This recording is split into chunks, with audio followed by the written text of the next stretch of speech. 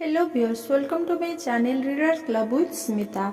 आज हम Napoleon Hill का practical steps to think and grow rich book का फर्स्ट चैप्टर का 4 पार्ट पढ़ने जा रहे हैं। हेनरी फोर्ड और उनका V8 इंजन।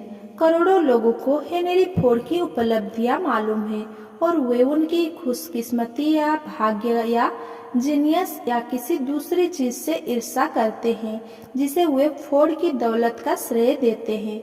शायद लाखों में से कोई एक ही फोर्ड की सफलता का रहस्य जानता है, लेकिन यह जानकर लोग इतने संकोची या अनिच्छुक होते हैं कि इसे बताते नहीं हैं, क्योंकि यह बहुत स्पष्ट है। एक घटना इस रहस्य को आदर्श ढंग से बता देगी। जब फोर्ड ने अब मशहूर हो चुकी थी वो 8 मोटर बनाने का निर्णय लिया, तो उन्होंने एक ऐसा इंजन बनाने का चुनाव किया जिसके 8 सिलेंडर एक ही ब्लॉक में हो। उन्होंने अपने इंजीनियर को इंजन डिजाइन करने को कहा। डिजाइन कागज पर बन गई, लेकिन इंजीनियर को यकीन था कि एक टुकड़े में 8 सिलेंडर का गैस इंजन ब्लॉक ढालना असंभव है। फोर्ड ने कहा, फिर भी इसे बना दे। उन्होंने जवाब दिया, लेकिन यह असंभव है। फोर्ड ने आदेश दिया, आगे बढ़ो और तब तक काम में लगे रहो जब तक कि तुम सफल ना हो जाओ, चाहे इसमें कितना भी समय लग जाए। इंजीनियर आगे बढ़ रहे। अगर वे फोर्ड की नौकरी करते चाहते हैं तो उनके सामने दूसरा कोई विकल्प भी नहीं था। 6 महीने गुजर गए, लेकिन कुछ भी नहीं हुआ। 6 महीने और बीत गए, लेकिन कुछ भी नहीं हुआ। इंजीनियर ने आदेश का पालन करने की हर संभव योजना आजमा कर देखी, लेकिन यह असंभव लग रहा था। साल के अंत में फोर्ड ने इंजीनियरों से बातचीत की और एक बार फिर उन्होंने फोर्ड को बताया कि वे उनके विचार को साकार करने का कोई तरीका नहीं खोज पाए थे। जुटे रहो, फोर्ड ने कहा, मैं इसे चाहता हूँ और मैं इसे पाकर रहूंगा। वे जुटे रहे और फिर जैसे जादू के झटके से रहस्य उजागर हो गया। फोर्ड का संकल्प एक बार फिर जीत गया था। हेनरी फोर्ड सफल इसीलिए हुए क्योंकि वे सफलता के सिद्धांतों को समझते थे और उसका इस्तेमाल करते थे। इन सिद्धांतों में से एक है इच्छा, ये जानना कि हम चाहते क्या है। दूसरा सिद्धांत है लगन, तब तक जुटे रहना जब तक कि मनचाही वस्तु ना मिल जाए। आगे पढ़ते वक्त फोर्ड की यह कहानी याद रखें, क्योंकि इससे वह रहस्य और वे सिद्धांत प्रकट होते हैं जिनसे हर मनचाही चीज हासिल की जा सकती है।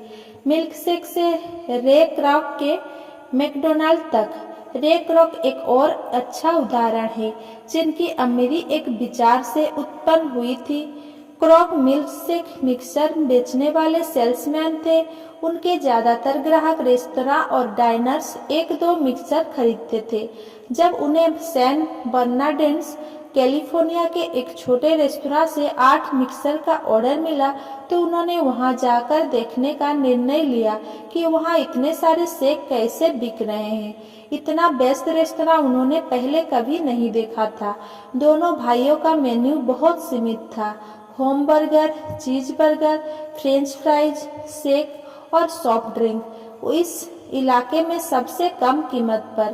क्रॉक ने एक अवसर देखा, अगर वे इस रेस्तरां की चेन खोल ले जिनमें से हर एक इसी जैसा लोकप्रिय और लाभदायक हो, तो पैसा पानी की तरह बहता हुआ अंदर आ जाएगा। उन्होंने मैकडॉनल्ड बंधुओं के सामने यह विचार रखा जिसके लिए वे तैयार हो गए, बशर्ते क्रॉक साथ हो।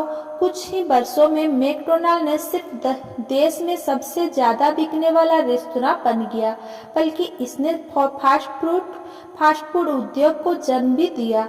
बाद में क्रॉक ने मैकडॉनल्ड बंधुओं की हिस्सेदारी खरीद ली और व्यवसाय का अंतर्राष्ट्रीय विस्तार किया, जिससे वे अपने युगों के सबसे अमीर व्यक्तियों में से एक बन गए।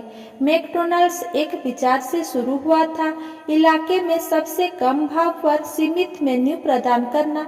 ये विश्वव्यापी $multi-million फास्ट फूड फ्रेंचाइज में एक और विचार की वजह से विकसित हुआ। इन फास्ट फूड रेस्तराओं की चेन बनाना दोनों विचार अमूर्त थे, लेकिन अंततः इन्हीं की वजह से मूर्त दौलत उत्पन्न हुई। इस पुस्तक के बारे में ज्यादातर लोग खुद को और जीवन में अपनी स्थिति को बेहतर बनाने की सच्ची इच्छा रखते हैं। वे यह रहस्य जानने के लिए बेताब है कि लोग दौलतमंद कैसे बने। कोई दौलतमंद लोगों ने खुद के दम पर जीवन के ये महत्वपूर्ण सबक सीखे हैं, जैसे डार्विन ने अपने और अपने अंकल की सोने से 3 फुट दूर रुकने की गलती से सीखा, और जैसे उन्होंने 50 सेंट का लगन का सबक सीखा। बहरहाल कुछ दूसरों को ऐसे मूल्यवान सबक देखने या इनमें से ज्ञान हासिल करने की योग्यता का सौभाग्य मिला है। मैंने यह पुस्तक इसीलिए लिखी है ताकि यह रहस्य ज्यादा लोगों तक पहुंच जाए। दौलत एक मानसिक अवस्था से एक निश्चित उद्देश्य से शुरू होती है, जिसमें बहुत कम मेहनत लगे या बिल्कुल भी ना लगे। मैंने शोध में 25 साल बिताए हैं, 500 से ज्यादा दौलतमंद लोग से बातचीत की है और 25,000 से ज्यादा लोगों का विश्लेषण किया है जो अमीर बनने की कोशिश में नाकाम रहे थे, क्योंकि मैं भी यह जानना चाहता था कि लोग कैसे अमीर बने। उस शोध के बिना यह पुस्तक नहीं लिखी जा सकती थी। आगे पढ़ते वक्त यह बात हमेशा याद रखें, अमीरी एक मानसिक अवस्था से एक निश्चित उद्देश्य से शुरू होती है, जिसमें बहुत कम मेहनत लगे या बिल्कुल भी ना लगे। इस पुस्तक में आप सीखेंगे कि अमीरी को आकर्षित करने वाली मानसिक अवस्था कैसे हासिल की जाए। जब आप सोचना और अमीर बनना शुरू करते हैं तो आपको जल्दी ही यह पता चल जाएगा। जब अमीरी आनी शुरू होती है तो यह इतनी जल्दी आती है, इतनी भारी मात्रा में आती है कि इंसान को आश्चर्य होता है कि तंगी के इतने सारे वर्षों में ये कहाँ छिपी थी। ये एक आश्चर्यजनक कथन है, और तब और भी आश्चर्यजनक लगता है जब हम इस लोकप्रिय गलतफहमी पर विचार करते हैं कि अमीरी केवल उन्हीं लोगों के पास आती है जो लंबे समय तक कड़ी मेहनत करते हैं। अगर मेरा ये वीडियो आपको पसंद आया तो मेरा वीडियो को लाइक, कमेंट, शेयर करें और मेरा चैनल को सब्सक्राइब करें। धन्यवाद।